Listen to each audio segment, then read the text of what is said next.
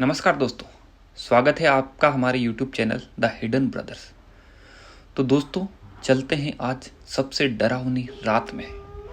ऐसी कौन सी रात है जिसको सोच के या देख के हर कोई डर जाता है। तो चलिए दोस्तों, कुर्सी की पेटी बांध के रखना, सारी लाइट्स ऑफ कर देना, अंदर पेशाब मत करना वरना पेंट गीली हो जाएगी। तो दोस्तों, बात है वन विभाग में काम करने वाले जीतू की। जीतू वन का एक निरीक्षक था जो रात को वन का निरीक्षण करता था कि कोई वहाँ आए नहीं, कोई कुछ घटना ना हो जाए, इसके लिए वो निरीक्षण करता था। वो रात में वन विभाग का निरीक्षण करता रहता था, लगातार उसका यही था। लेकिन आज जिस रात की मैं बात कर रहा हूँ वह अलग ही रात थी। दोस्तों, आप खुद ही सोचते रह जाओगे कि ऐसी कौन सी रात थी जिसका मैं इतना जिक्र कर रहा हूँ। जीतू वन का निरीक्षण करने निकला। लगभग 12-12:15 बजे का टाइम था। वो निरीक्षण करते करते मन में गाने गुनगुनाते वन के काफ़ी अंदर तक चला गया, क्योंकि वन 8-10 किलोमीटर में फैला हुआ था। कड़ाके की सर्दी थी, ठंड के कारण जीतू कांप रहा था, लेकिन क्या करे बेचारा, नौकरी ही ऐसी थी तो निरीक्षण तो करना पड़ेगा। तो दोस्तों, लगभग 1 बज गए थे। जीतू निरीक्षण करते करते अपना जो क्वार्टर रूम होता है वन के अंदर बना हुआ, उससे 3 किलोमीटर तक अंदर तक पहुंच गया। और रात धीरे धीरे और गहरी होती गई, सर्दी बढ़ती गई। जीतू आगे आगे चल रहा था, तभी पीछे से एक पेड़ के गिरने की आवाज आई, शटाक। जीतू ने पीछे मुड़कर देखा तो किसी के भागने की आहट सुनाई दी। जीतू को कुछ दिखाई तो नहीं दिया, लेकिन चमकीली आंखें दिखाई दी।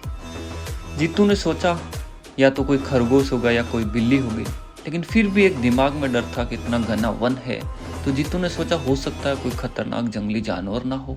इसलिए उसने टॉर्च को इधर उधर घुमा दिया, लेकिन उसको कुछ दिखाई नहीं दिया। जीतू वापस चल पड़ा, क्योंकि डेली की आदत थी, तो वो सोचा होगा कोई बिल्ली या कुछ होगा। फिर भी एक मन में था, तो एकदम निडर होकर चलने लगा और इधर उधर ध्यान रखने लगा। अचानक सर्दी की रात में भी बादल गरजने लगे और धीरे धीरे बारिश होने लगी। बारिश से गीली होकर जीतू की टॉर्च बंद हो गई। वन में घनघोर अंधेरा पहले से था, टॉर्च के बंद होने पे एकदम घनघोर अंधेरा हो गया। तभी जीतू को दूर से कुत्ते के रोने जैसी आवाज सुनाई दी।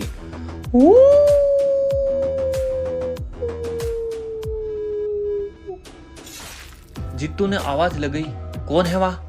कौन है? कोई है? कौन है? कोई दिखाई क्यों नहीं दे रहा है? तभी अचानक जोर से किसी के भागने की आवाज आई। अब जीतू थोड़ा थोड़ा सहमने लगा कि वो क्या रहा है, या तो कोई है या कोई जंगली जानवर आ गया, या मेरे साथ ये क्या हो रहा है, क्योंकि जीतू सालों से वही काम कर रहा था, पहले कभी नहीं हुआ।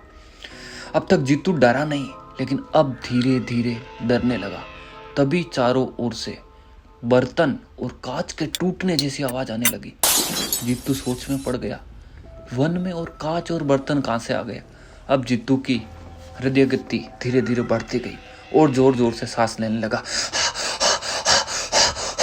इतनी कड़ाके की सर्दी में भी जीतू पसीने से तरबतर हो गया।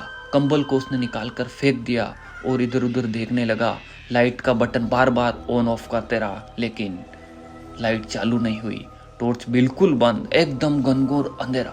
दोस्तों, मैं वहां होता तो मेरी तो पक्की पेंट गीली हो जाती, बट लेकिन जीतू फिर भी हिम्मत रखा।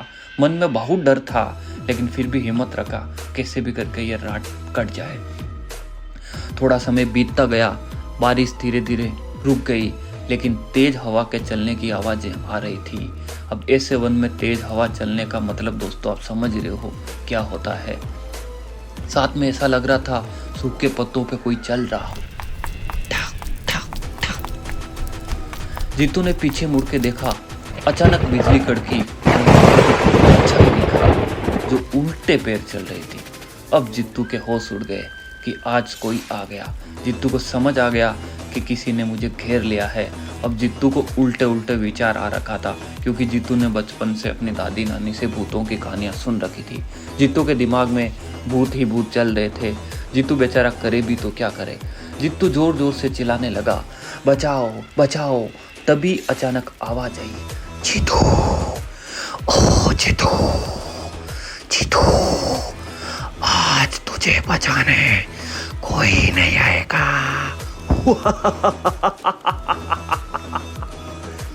ये सुन के जित्तू बहुत ही डर गया था और जोर जोर से रोने लगा। प्लीज मुझे बचा लो, कौन हो आप, कौन हो, मैंने क्या किया? ऐसे बोलते ही हंसने की आवाज आने लगी। कभी भूतनी बोल रही हंस रही थी, कभी भूत बोलता। तभी अचानक जित्तू को आगे और पीछे दोनों साइड से आवाजें आने लगी। जीतू, ओ जीतू, आज तुझे बचाने कोई नहीं आएगा। आगे भूतनी के बोलने की आवाज आ रही थी और पीछे से भूत के बोलने की आवाज आने लगी।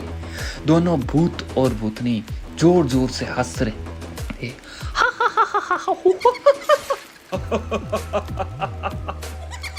जित्तू एक बार आगे देख रहा था और एक बार पीछे देख रहा था। तभी दोनों भूत और भूतनी ने अपना रूप बड़ा कर लिया। अब जित्तू बहुत डर गया था। अब जित्तू से सहन नहीं हो रहा था। दोनों ने बड़ी बड़ी जीभ निकाली और जित्तू की तरफ अपने हाथ आगे बढ़ाने लगे, जैसे रामायण महाभारत या राक्षसों की कहानियों में राक्षस हाथ आगे बढ़ाते हैं। और ऐसा बोल रहे थे, आज तुम मेरा शिकार हो जीतू, आज तुम हमारा शिकार हो जीतू, आज तुझे मैं खा जाऊंगी। जीतू रोने लगा। दोनों के हाथ लंबे होते जा रहे थे।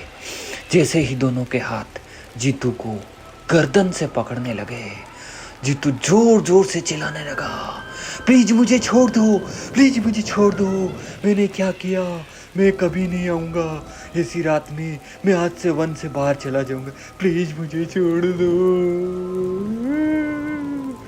तभी अचानक आवाज़ सुन के जीतू की माँ कमरे में आई और बोली, क्या हुआ जीतू बेटा, इतना क्यों चिल्ला रहे हो?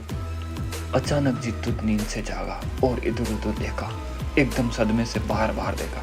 माँ को देखते जीतू को यकीन ही नहीं हुआ कि सामने मेरी माँ खड़ा है। माँ को हाथ पे टच किया जीतू ने, बोला माँ आप? जीतू की माँ ने पूछा, क्या हुआ बेटा, कोई डरावना सपना देखा आपने? ऐसा कहकर जीतू एकदम शांत हो गया। 2 मिनट शांत होकर जीतू हल्की सी सांस लेके बोला, ओह माय गॉड, इतना डरावना सपना।